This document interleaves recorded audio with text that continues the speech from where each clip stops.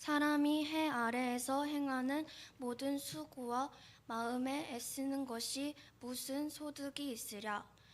일평생에 근심하며 수고하는 것이 슬픔뿐이라.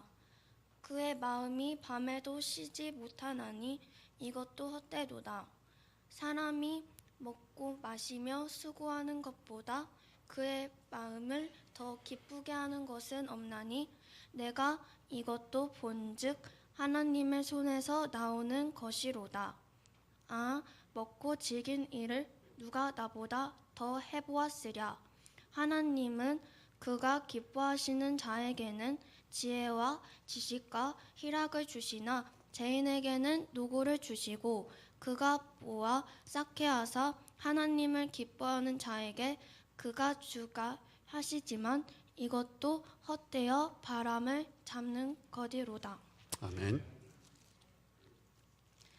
무리 중에 한 사람이 이르되 선생님, 내 형을 명하여 유산을 나와 나누게 하소서 하니 이르시되 이 사람아, 누가 나를 너희의 재판장이나 물건 나누는 자로 세웠느냐 하시고 그들에게 이르시되 삼가 모든 탐심을 물리치라. 사람의 생명이 그 소유에 넉넉한 데 있지 아니하니라 하시고 또 비유로 그들에게 말하여 이르시되 한 부자가 그 밭에 소출이 풍성하매 심중에 생각하여 이르되 내가 곡식 쌓아 둘 곳이 없으니 어찌할까 하고 또 이르되 내가 이렇게 하리라. 내 곡간을 헐고 더 크게 짓고 내 모든 곡식과 물건을 거기 쌓아두리라. 또 내가 영혼에게 이르되 영혼아, 여러 해쓸 물건을 많이 쌓아두었으니 평안히 쉬고 먹고 마시며 즐거워자 하리라 하되 하나님은 이르시되 어리석은 자여, 오늘 밤에 내 영혼을 도로 찾으리니 그러면 네 준비한 것이 누구의 것이 되겠느냐 하셨으니 자기를 위하여 재물을 쌓아두고 하나님께 대하여 보유하지 못한 자가 이와 같으니라. 아멘. 하나님께서 우리에게 주신 말씀입니다. 네, 오늘은 전도서 2장의 말씀과 누가복음 12장 말씀을 통해서 진정한 부요함이라는 제목으로 말씀의 은혜를 나누고자 합니다. 이번 성령 강림절 기간 동안 우리는 매주일 제자로서의 삶, 제자의 길, 제자도에 관해서 말씀을 나누고 있어요. 오늘은 하나님의 사람, 또 일꾼 제자로서 우리가 어떤 마음, 즉 특별히 물질에 관하여 그리고 우리가 소망을 두어야 하는 곳이 어디인가라고 하는 그 말씀을 나누고자 합니다. 자, 오늘 우리가 함께 읽은 누가복음에 보면 여러 무리 가운데 한 사람이 예수님께 나옵니다. 우리가 복음서를 보면 예수님을 1대1로 만났던 사람들의 이야기가 많이 나와요. 그 가운데는 예수님이 먼저 찾아간 사람들도 있고요. 또 갈급한 심정으로 주님 앞에 나온 사람들도 있습니다. 많은 이야기들이 있고 많은 기적이 있고 또 많은 교훈이 있어요. 근데 오늘 이 예수님 앞에 나온 이 사람은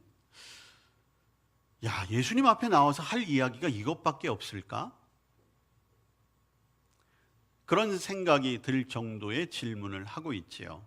왜냐하면 이제까지 예수님을 만났던 사람은 오랫동안 고치지 못했던 질병에 관하여 혹은 자신을 괴롭혔던 악한 영의 문제들, 그리고 정말 삶의 가장 중요한 문제들을 가지고 주님 앞에 섰는데, 자, 이 사람은 예수님 앞에 나와서 뭐라고 얘기합니까? 형의 유산을 나누게 좀 해주십시오. 이렇게 부탁을 하는 거예요. 예수님도 조금 기가 막혔을까요? 14절에 보면 예수님이 이렇게 말씀하시지요. 내가 너희들의 재판장이냐, 물건 나누는 자로 세웠느냐. 이 구절만 보면 예수님이 조금 자존심이 상하셨나? 그런 마음이 들기도 해요. 근데 사실 당시에는 그 랍비라고 하는 사람들, 그러니까 유대의 종교 지도자들이 이런 어떤 소위 말하는 민사 사건에도 재판을 하는 경우들이 종종 있었다고 합니다. 그러니까 이 사람은 예수님을 그저 랍비 중에 한 사람으로 보고 나와서 이렇게 부탁했을 수도 있어요.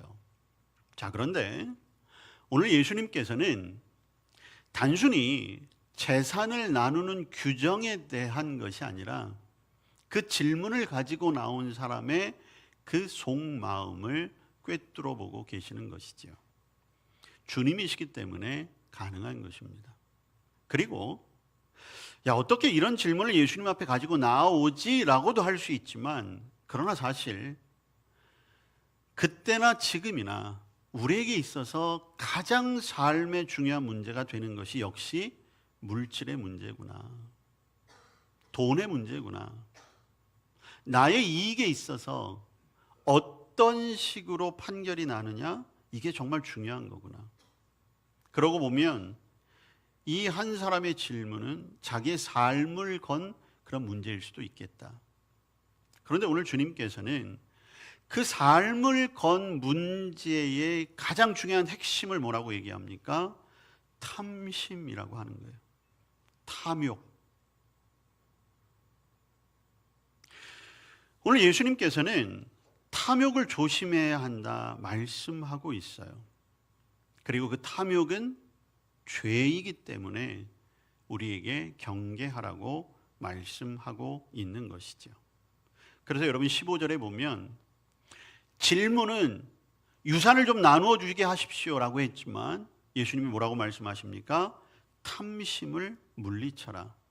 자, 그런데 사실 오늘 이 욕심을 가진 사람이 누구인가는 본문에 나와 있지 않아요. 이 욕심을 가진 사람이 지금 질문을 가지고 온 이 사람일 수 있겠죠. 왜냐하면 당시의 유대의 풍습에 따르면 이 유산은 법으로 정해져 있어요. 아들들은 어떻게 나누어야 하며 그게 율법에 다 정해져 있습니다. 그렇기 때문에 이 사람은 동생인데 동생의 입장에서는 그 율법을 깨트려서라도 좀 자기의 이익을 추구하고 싶은 그런 마음이 있었을지 몰라요. 그럼 그건 욕심이지요. 또 한편으로는 억울해서 나왔을 수도 있겠죠.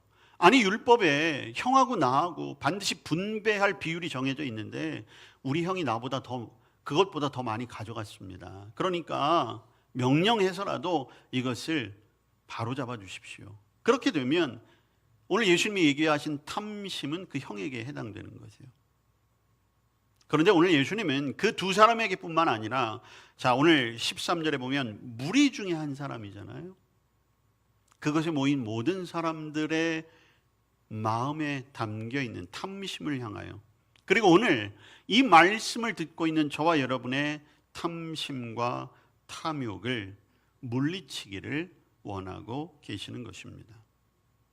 어떤 분이 그런 표현을 하더라고요. 우리 안에 있는 탐욕이 마치 담쟁이 넝쿨과 같대요. 여러분, 담쟁이 넝쿨 뭔지 잘 아시죠? 벽을 타고 오르는 그런 식물입니다. 처음에는 한쪽 구석에서 뿌리를 내리고 싹을 내고 자라나기 시작을 해요. 그래서 어느 정도 자라면 건물과도 잘 조화를 이루어서 그럴듯하게 보이기도 합니다. 그런데 나중에 그 담쟁이 넝쿨을 관리하지 않고 가지쳐주기를 하지 않으면 어떻게 됩니까? 결국 온 건물을 다 뒤덮게 되는 거예요. 그래서 그 건물의 벽이 벽돌인지 아니면 콘크리트인지 붉은색인지 회색인지 알지 못하는 거예요. 건물의 본 모습은 사라지고 담쟁이만 보이는 거죠. 여러분, 죄라는 것이 이런 거예요. 죄는 일순간 우리의 삶을 잡아먹지 않습니다. 마치 담쟁이 넝쿨과 같이 우리의 영적인 한 부분에서 조금씩 자라나는 거예요. 탐욕과 탐심도 마찬가지예요. 우리 안에 조금씩 자라나요. 그러다 결국 그것이 우리를 온통 휘감게 되는 것이죠. 여러분, 특별히 우리가 기도할 때 우리의 자세를 보면 지금 내 안에 얼마만큼의 탐심, 탐욕이 있는가 돌아볼 수 있어요. 오늘 여러분 주일 이 예배의 자리에 조금 미리 도착하시거나 아니면 예배 중간 기도할 때 여러분의 간절한 소원들이 분명히 있었을 것입니다. 여러분, 내가 왜 그 기도를 하고 있을까? 지금 이 기도를 하고 있는 목적은 무엇인가? 더 나아가서 이 기도를 하고 있는 그 동기는 무엇인가? 욕심? 혹시 탐욕은 아닌가? 오늘 내가 이렇게 예배하는 것도, 여러분, 우리는 예배를 하나님께 영광 돌리기 위해 예배합니다 라고 이야기하지만, 이 예배가 혹 나의 어떤 종교적 감성을 만족하기 위한, 혹은 이 예배를 통해서 뭔가 예배 드리지 않으면 오늘 하루 종일 좀 찝찝할 것 같으니까 그러한 것들을 제하여 버리기 위한 그런 도구로 예배 자리에 앉아 있는 것은 아닐까? 아니면 내 안에 있는 그 더러운 욕망과 탐욕을 마치 담쟁이 덩굴과 같이 잘 포장한 다음에 예배와 기도라는 형식으로 거룩하고 경건한 척 나와 있지만 그 안에는 더러운 것으로 가득 찬 내 욕심의 투영은 아닌지. 오늘 내 형의 유산을 나와 좀 나누게 해 주십시오 라고 예수님 앞에 원하는 이 사람이나 오늘 저와 여러분의 모습이나 크게 다르지 않다라고 하는 것을 인정하고 이 말씀을 받아야 하는 것입니다. 여러분, 탐욕이라는 것은요, 소위 말해서 부자들만의 죄는 아니에요. 여러분, 적게 가진 사람, 가난하게 사는 사람이라고 탐욕이 없습니까? 소유에 대한 집착이 없습니까? 모든 사람은 이 탐욕의 죄의 가능성에 노출되어 있는 거예요. 자, 그러면서 오늘 예수님께서 비유로 말씀하시지요. 자, 16절 이하에 보니까 비유로 그들에게 이르시되 한 부자가 있었다는 거예요. 여러분, 이 사람은 원래 부자예요. 그리고 부자인데 직업은 농부예요. 부농이에요, 부농. 결산할 때가 되었습니다. 자, 17절, 16, 17절 하반절에 보니까 소출이 풍성했다는 거예요. 얼마나 풍성했습니까? 곡식 쌓아둘 곳이 없을 정도로.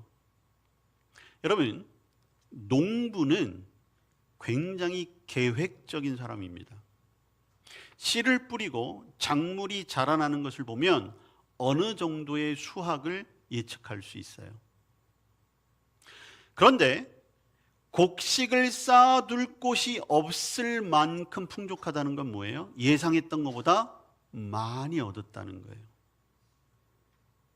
예상했다면 이 사람은 이미 창고를 준비해 놓았을 겁니다. 근데 보고 나니까 자기의 창고가 부족한 것을 깨달은 거예요. 그래서 어떻게 합니까? 18절 이하에 보니까 지금 곡간을 더 헐어야 되겠구나.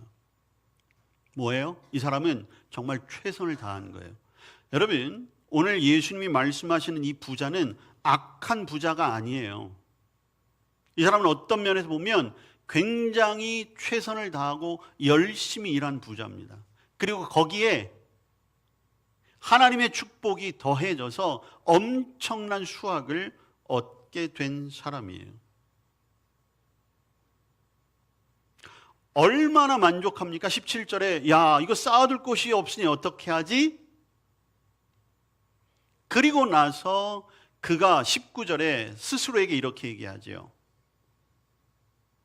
여러 해 쓸 물건 많이 쌓아두었으니 평안히 쉬고 먹고 마시고 즐거워하자. 자, 여러 해 쓸 물건.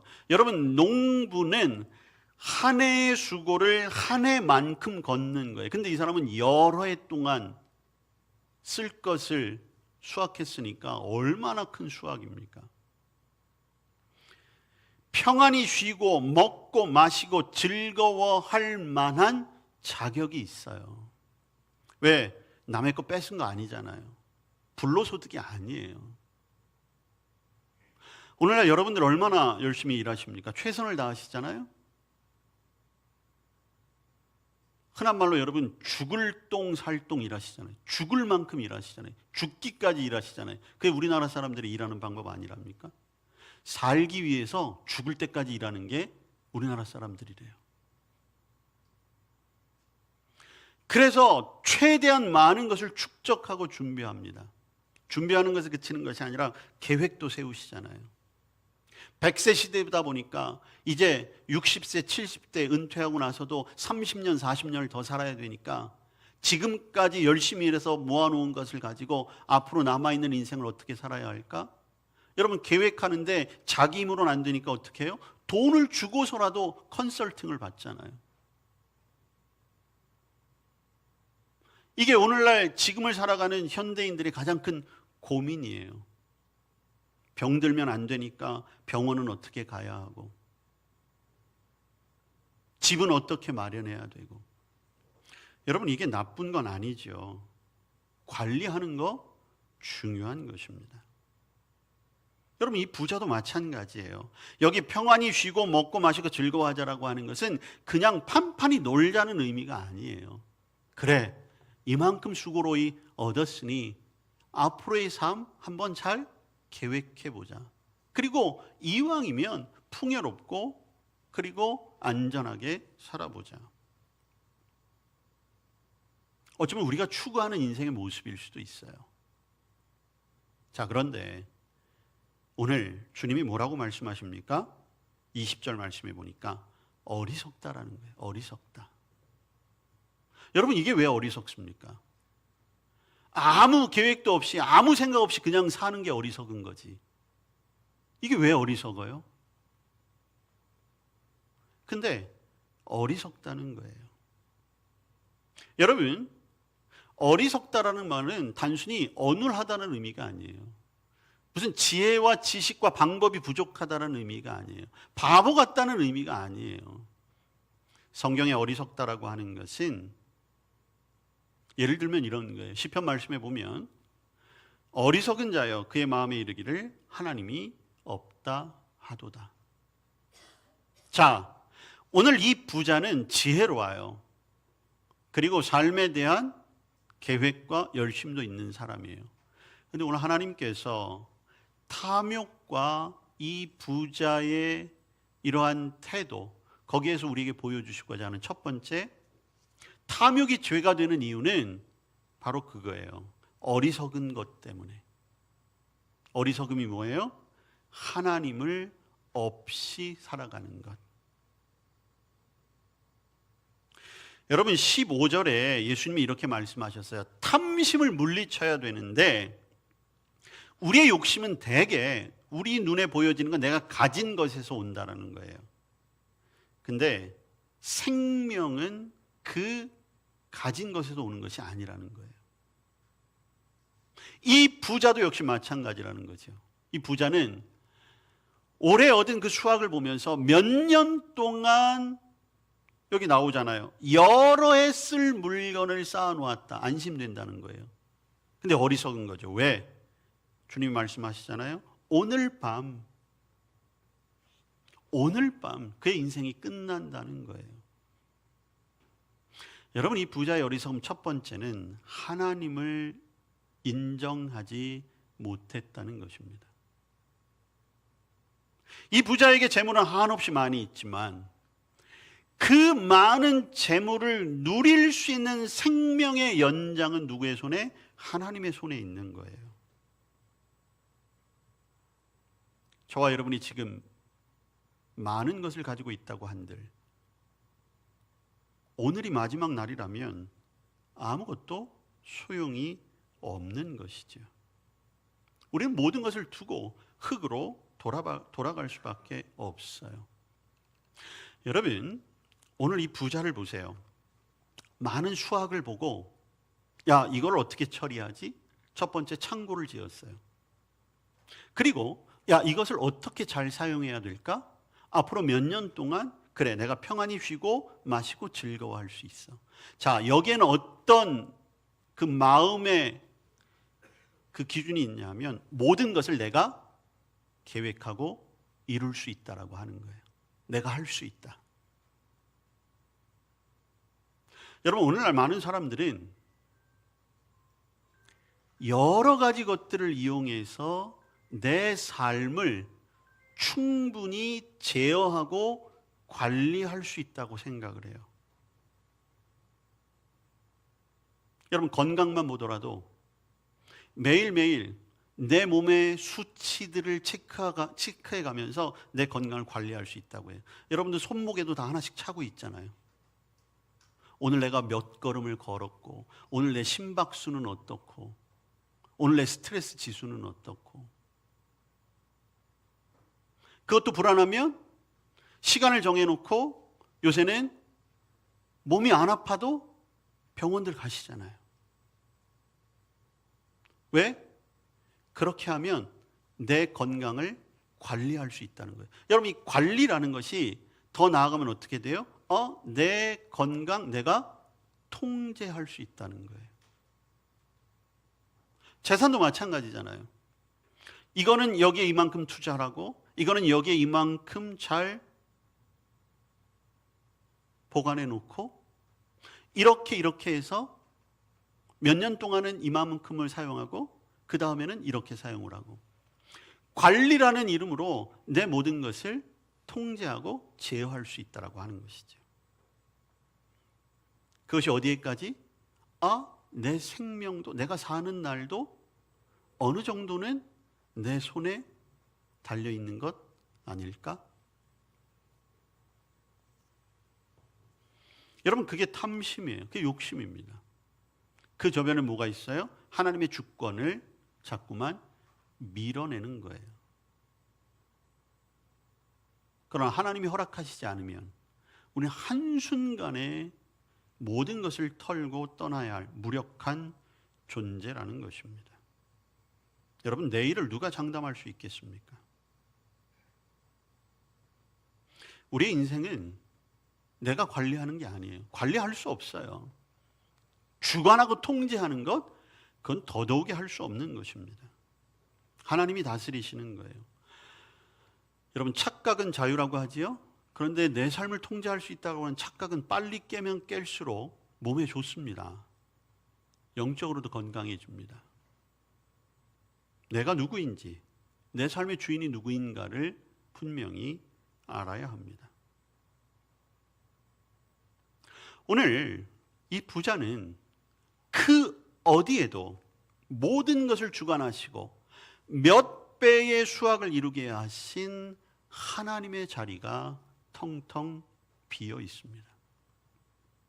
오늘 주님은 그것을 우리에게 말씀하고 계세요. 여러분, 주님께 축복을 구하는 거, 여러분 죄 아닙니다. 여러분, 많은 것들 갖게 해달라고 간구하세요. 하지만 그것의 주인이 하나님이시라는 것을 분명히 인정하십시오. 여러분, 성경은 가난한 것이 미덕이라고 가르쳐주는 것이 성경이 아니에요. 또한 부자로 사는 것이 죄다? 성경은 그렇게 가르치지 않습니다.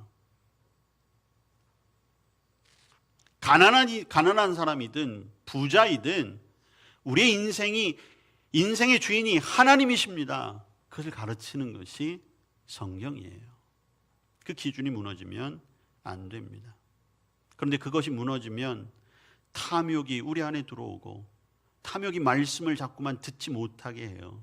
그리고 그 탐욕이 하나님 외에 다른 것을 섬기는 우상 숭배의 죄에 빠지게 하는 것이죠. 오늘 우리가 누리고 있는 것, 심지어 내 생명까지도 주인이 하나님이심을 믿음으로 고백할 수 있는 저와 여러분 되시기를 바랍니다. 여러분, 이 부자의 말로가 어떻게 됩니까? 21절에 보시면 자기를 위하여 재물을 쌓아두고 하나님께 대하여 부여하지 못한 자가 이와 같으니라. 이와 같다는 건 어떻게 되는 거예요? 오늘 밤 그의 생명을 잃게 된다는 거죠. 자, 그러면 여기에서 하나님 앞에 부요한 자라고 하는 표현이 나오는데, 그러면 하나님 앞에 부요한 사람은 어떤 사람일까? 자, 첫 번째는 가르쳐 주셨죠. 모든 것의 주인이 하나님이시다. 그러면 그것만으로 하나님 앞에 부요한 자일까? 아니에요. 주님의 명령을 기억해 보세요. 주님의 명령은 두 가지잖아요. 하나님을 하나님 되게 섬기고 사랑하는 것. 그 다음에 한 가지 중요한 게 남아있죠. 무엇입니까? 내 이웃을 내 몸과 같이 사랑하는 것. 오늘 이 부자는 하나님의 자리도 없을 뿐더러 이웃을 향한 자리도 하나도 나와 있지 않아요. 자, 17절 이하부터 말씀을 봅니다. 여러분 성경과 오늘 자막에 나오는 말씀을 잘 보시고 한 글자짜리를 중요하게 생각하여 집중해 보세요. 어떤 글자냐? 자, 17절. 심히 생각하여 이르되 내가 곡식 쌓아둘 것이 없으니 어찌할까 하고 18절 또 이르되 내가 이렇게 하리라. 내 곡간을 헐고 더 크게 짓고 내 모든 곡식과 물건을 거기 쌓아두리라. 19절 또 내가 내 영혼에게 이르되 영혼아 여러 해 쓸 물건을 많이 쌓아두었으니 평안히 쉬고 먹고 마시고 즐거워하자. 네. 여러분 탐심은 자기만 보이는 거예요. 이런 사람이 어떤 사람입니까? 5,000명이 먹을 것을 혼자만 먹는 사람이에요. 오병이어의 기적이 나타나면 뭐해요? 그거를 자기만 가지려고 한다면 그것만은 탐심이 어디에 있겠습니까? 마태복음 25장에 보면 예수님께서 이런 교훈을 주세요. 너에게 이르노니 지극히 작은 자 하나에게 하지 아니한 것이 곧 내게 하지 아니한 것이라. 작은 자 한 사람, 소외된 사람, 어려운 사람에게 하지 않은 것이 나에게 하지 않은 거예요. 반대로 소외된 자, 어려운 자, 작은 자에게 한 것이 곧 내게 한 것이라. 여러분 탐욕을 깨트리고 하나님 앞에 정말 부요한 자, 여러분 부요하다는 건 단순히 부자만을 의미하는 게 아니에요. 부자며 행복하며 만족한 삶을 살 수 있는 것은 무엇이냐? 여러분 이웃이야말로 하나님이 주신 사명의 대상이에요. 우리는 그들을 향한 축복의 통로가 되어야 한다는 것입니다. 나를 통해 이웃에게 흘러가야 할 은혜와 축복, 그것만을 독차지한 채 나만을 위해 지금 축적하고 있다면 그 생명을 오늘 하나님이 거두어 가셔도 어쩔 수 없는 거예요. 왜? 탐심의 죄악 가운데 있기 때문에. 자, 오늘 구약 전도서 말씀을 읽었습니다. 오늘 전도서 말씀을 고등학생이 읽으니까 야, 이거 좀 그렇다라는 느낌이 제가 받았는데 근데 아니에요. 전도서는 정말 젊은 사람들이 읽어야 할 말씀이에요. 왜? 여러분 이 전도서는 솔로몬이 자신의 인생을 돌아보며 마지막 정리하는 신앙 고백과 같은 말씀이에요. 결론은 한 가지였잖아요. 모든 인생이 헛되구나. 근데 여러분 이것은 무슨 염세주의적인 그런 표현이 아니에요. 오늘 2장 25절에 보면 솔로몬이 자신의 인생을 한 줄 평으로 남겨놓잖아요. 뭐라고 남겨놓습니까? 야, 먹고 즐기는 일을 누가 나보다 더 해보았으랴. 인간으로서 못 해본 게 없다는 거예요. 다 누려보았다는 거예요. 근데 그것이 복음 앞에서는, 하나님 앞에서는 헛되다는 거예요. 왜? 하나님이 없었으니까. 하나님이 없는 인생, 탐심에 가득 찬 인생은 뭐예요? 여러분 23절, 2장 23절 전도서 일평생에 근심하며 수고하고 슬퍼하는 것뿐이다. 하나님이 없으면 이런 인생인 거예요. 24절에 뭐라고 얘기합니까? 사람이 먹고 마시며 수고하는 것보다 그의 마음을 더 기쁘게 하는 것은 없다. 근데 그것이 기쁨이 되려면 어떤 것을 인정해야 되는 거예요? 하나님 손에서 나오는 것. 내가 수고하고 애쓴 것도 사실은 내 손에서 나온 것이 아니에요. 하나님이 허락해 주셔서 내 손을 통해 내가 보고 누리고 있다는 거죠. 그래서 26절에 뭐라고 말합니까? 하나님은 그가 기뻐하시는 자에게 지혜와 지식과 희락을 주신다. 여러분 이 세 가지가 사실은 이 땅을 살아감에 있어서 가장 중요하고 필요한 것 아니겠습니까?